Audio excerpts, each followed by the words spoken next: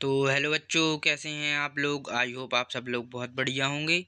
तो आज हम कक्षा 6 सुगम भारती पाठ है हमारा 14 और पाठ का नाम है सहनशीलता। तो इस लेसन के लेखक हैं रामधारी सिंह दिनकर। और इस लेसन के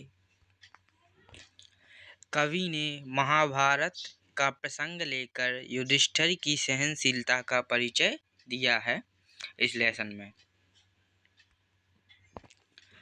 कि कैसे युधिष्ठिर अपने शत्रुओं को माफ़ कर देते थे और फिर भी उनके जो शत्रु हैं वो उन पर आक्रमण करते और उन्हें परेशान करते, तो उनको कोई फर्क नहीं पड़ता था।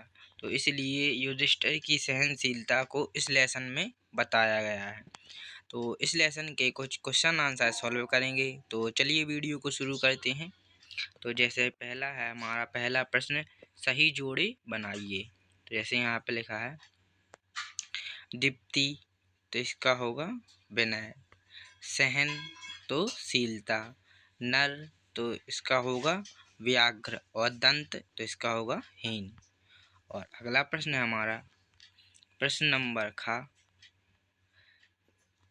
दिए गए विकल्पों में से उपयुक्त विकल्प चुनकर रिक्त स्थानों की पूर्ति कीजिए। जैसे पहला है नर व्यंग खालिस्तान को कहा गया, तो दुर्योधन को।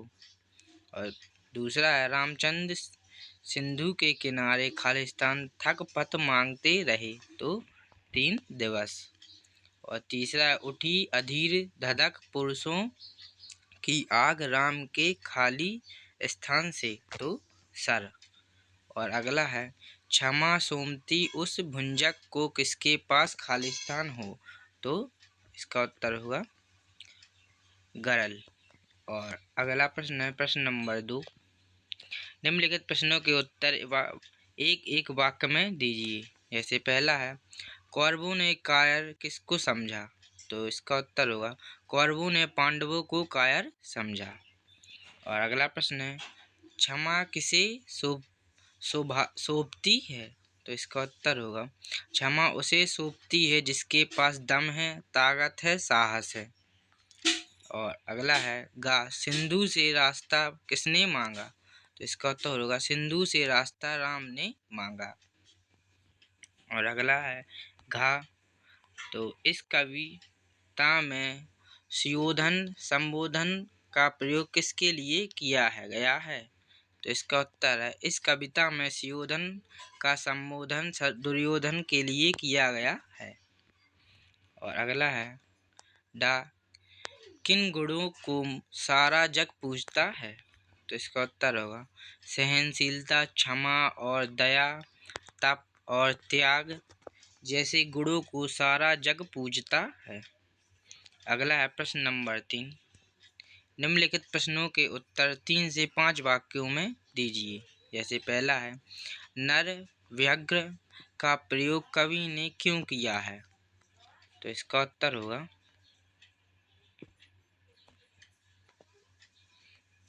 कवि ने नर व्यग्र का प्रयोग सुयोधन या दुर्योधन के लिए किया है।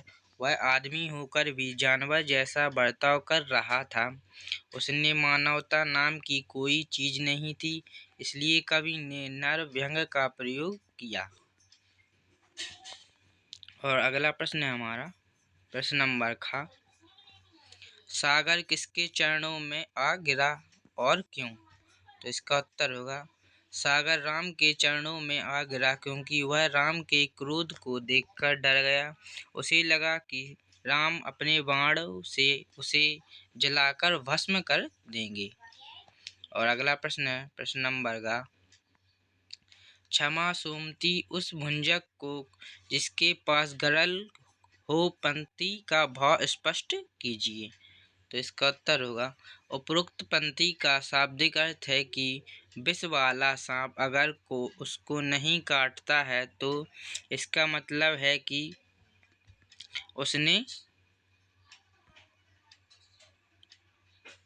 उसने आप पर उपकार किया है। अर्थात क्षमा उस व्यक्ति को शोभा देता है जो वीर है, ताकतवर है और कर्तव्यनिष्ठ है। और अगला है घा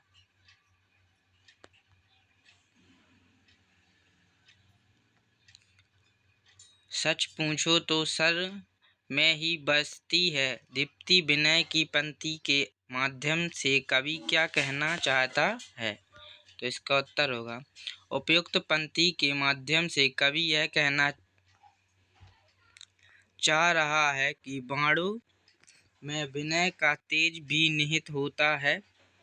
उसी के साथ कोई संधि चाहता है, उसी को लोग पूछते हैं और अंततः में जीत भी उसी की होती है। अगला प्रश्न है, कवि इस कविता के माध्यम से क्या संदेश देना चाहता है? तो इसका उत्तर होगा, क्षमा किसी सुपात्र को शोभा देता है। आप यदि किसी दुर्जन को क्षमा करते हैं तो वह आपको कमजोर समझेगा। क्षमा देने का अधिकार केवल समक्ष और शक्तिशाली को होता है।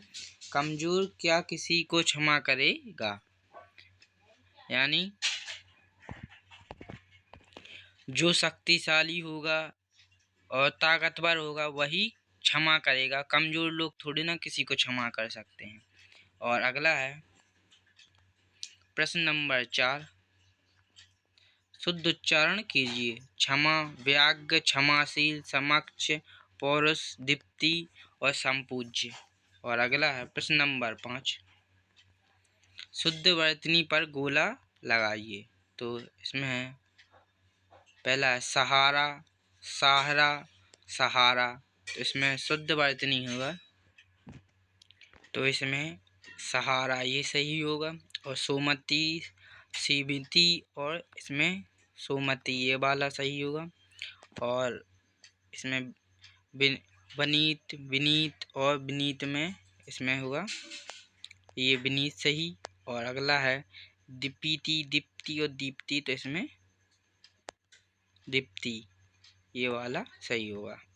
और अगला प्रश्न है प्रश्न नंबर 6, सहनशील शब्द को ता प्रत्यय लगाकर सहनशील शब्द बनाना है। इसी प्रकार अन्य शब्द बनाइए, यानी इसके प्रत्यय में ता जोड़ना है। तो जैसे सफल का सफलता, धीर का धीरता, वीर वीरता, अधीर अधीरता।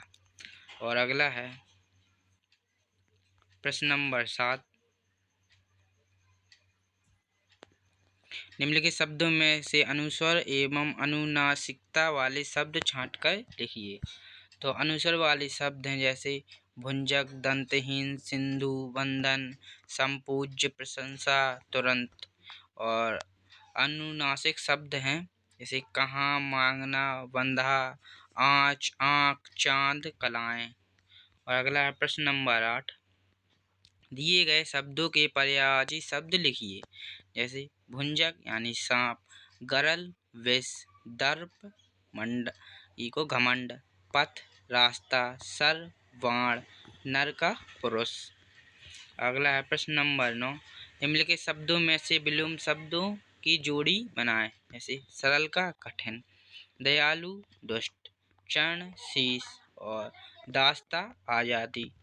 तो आई होप आप लोगों को वीडियो पसंद आई हो, और अगर आप लोग नए हों तो वीडियो को लाइक करें और चैनल को सब्सक्राइब करें। धन्यवाद।